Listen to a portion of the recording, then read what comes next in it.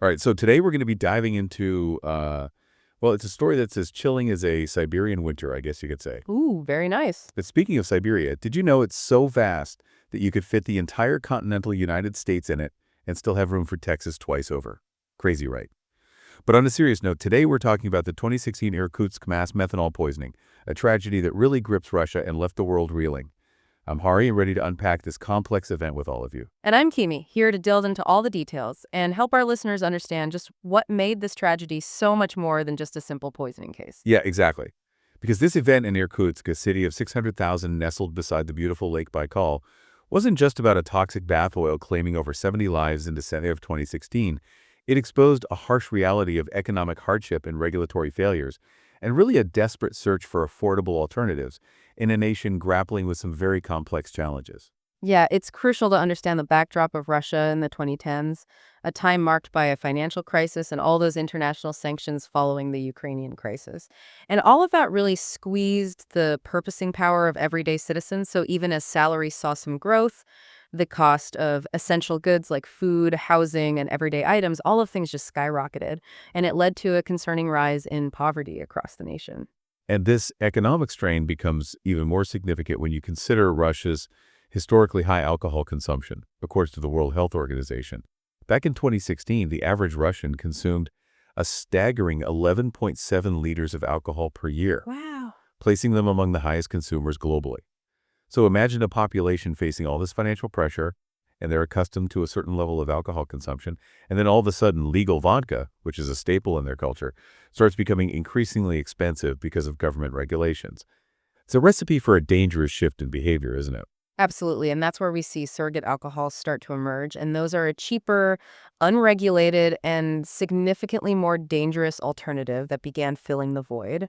And what's alarming is that experts estimated these substitutes made up a shocking 20% of all alcohol consumed in Russia. Wow, that's a lot. Yeah, with over 10 million people regularly turning to these risky options. It wasn't just a fringe phenomenon. This was happening on a massive scale. It's almost unbelievable to think that these weren't relegated to some hidden black market or something like that. We're talking about surrogate alcohols being readily available in supermarkets and small shops.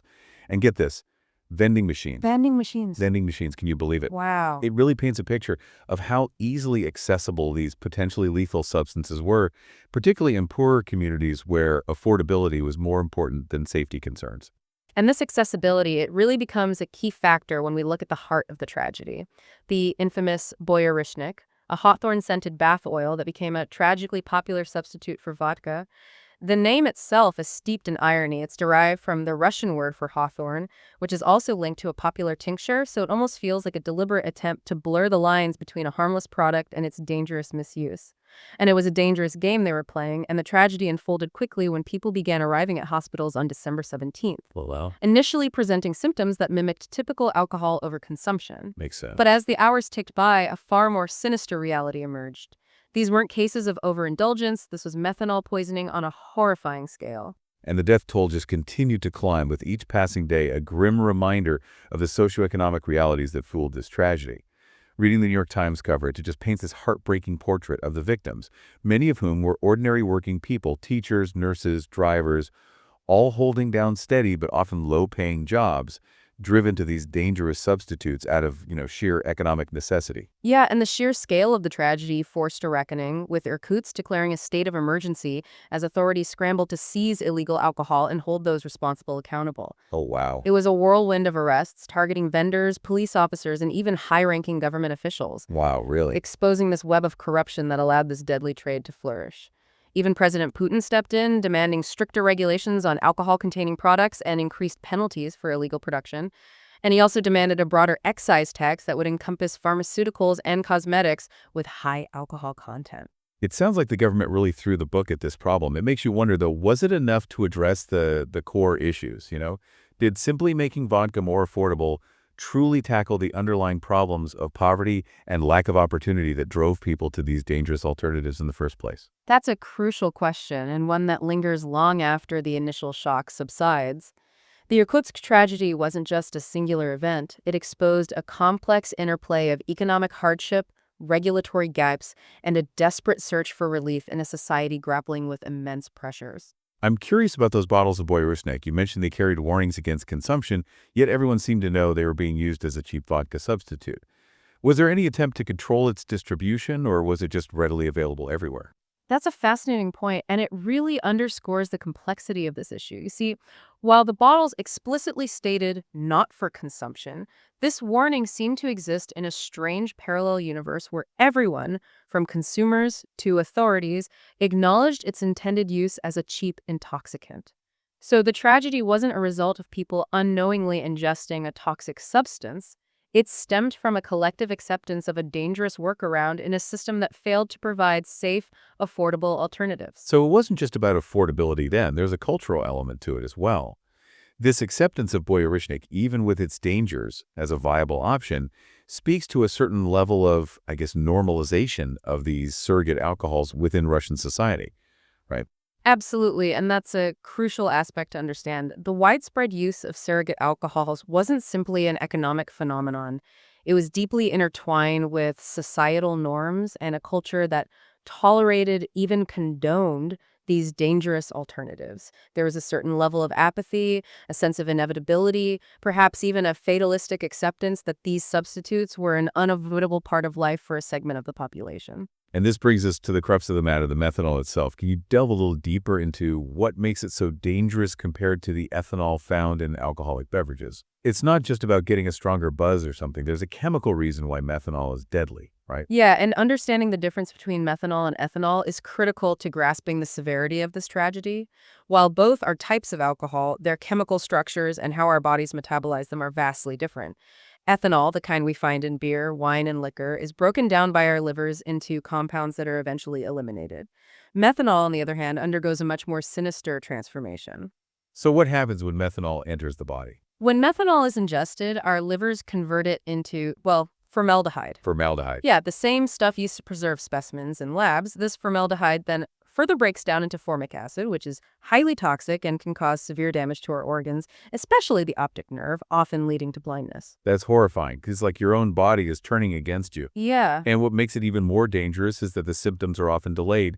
So someone might not even realize they've been poisoned until it's too late. It's a silent killer lurking in plain sight. Exactly, and that delayed onset of symptoms is particularly insidious. With ethanol, you typically feel the effects fairly quickly, which can serve as a warning sign if you've had too much. But with methanol, the initial effects might be mild or even mimic those of regular alcohol intoxication, leading to a false sense of security. By the time the severe symptoms kick in, headaches, dizziness, nausea, blindness, the damage is often already done. It's a tragic reminder that not all alcohols are created equal, and that affordability can come at a deadly price. This Boyarishnik tragedy, with its seemingly innocent hawthorn scent masking a deadly secret, feels like something out of a dark fairy tale or something. But sadly, this was all too real for the victims and their families. It certainly was, and the aftermath of this tragedy raises even more questions. Did the government's crackdown, while initially forceful, truly address the underlying issues that allowed these dangerous substitutes to flourish? Did they just push the problem further underground, potentially creating an even more dangerous black market for these substances? These are the questions we need to grapple with as we examine the legacy of the Irkutsk tragedy. It's a sobering thought, and as we try to understand the lasting impact of this tragedy, it's important to look at the steps taken by the Russian government in response to the Irkutsk poisonings. They implemented some pretty significant measures, including banning the sale of non-food items with high alcohol content, and then they raised the minimum price of vodka, trying to make the legal option more competitive.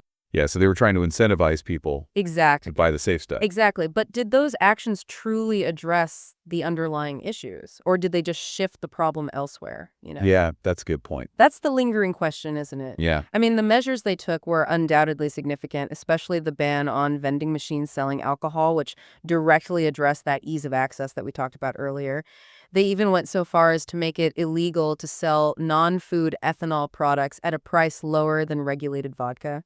They were essentially trying to undercut the economic incentive that drove people to these dangerous alternatives. Sounds pretty comprehensive, but I can't help but wonder about, like unintended consequences of something like that. Did these measures maybe inadvertently create a new, more dangerous black market for surrogate alcohols? And by pushing the problem further underground, did they potentially lead to even riskier substitutes emerging? Yeah, that's a very valid concern, and it really highlights the complexity of tackling a problem so deeply ingrained in both economic and social realities.